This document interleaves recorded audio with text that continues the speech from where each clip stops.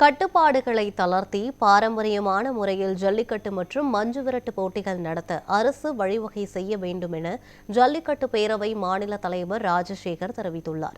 சிவகங்கை மாவட்டம் திருப்புவனத்தில் பேட்டியளித்த அவர், நிறுத்தப்பட்ட இடங்களிலும் ஜல்லிக்கட்டு போட்டிகள் நடத்த அரசு வழிவகை செய்ய வேண்டும் என்றும் கோரிக்கை விடுத்துள்ளார். மதுரை மாவட்டத்தில் கார்பரேஷன் லிமிட் மட்டும் 1100 காளைகள்.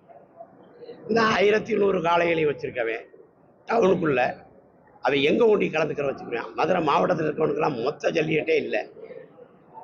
இப்போ நடக்கிற ஜல்லிக்கட்டுக்கு எல்லா மாவட்டத்திலேருந்து வந்து கலந்துக்கிறாங்க. இங்கே வந்து குறைந்த ஜல்லிக்கட்டு தான் நடக்குது. சிவகங்கை மாவட்டத்தோட 12 இடத்துல நடக்குது. மதுரை மாவட்டத்தில் 10க்குள்ள தான் நடக்குது.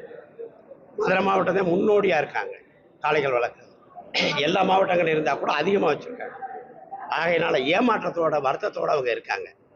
அதை பூர்த்தி செய்யணும்னா எளிமையான முறையில் ஜல்லிக்கட்டை நடத்துவதற்கு நம்ம அரசு உதவி செய்யணும். சில கட்டுப்பாடுகள்லாம் தளர்த்தணும். அப்படி தளர்த்தினா பாரம்பரியமான இடத்துல நூற்றுக்கணக்கான இடங்கள் நிப்பாட்டிட்டாங்க. அதெல்லாம் நடத்தினா இந்த பொதுமக்களுடைய இயக்கமும் இந்த காளை வளர்ப்பருடைய தாக்கமும் தீர்ந்துரும்ன்றதை நாங்கள் அரசுக்கு வேண்டுகோளோம்.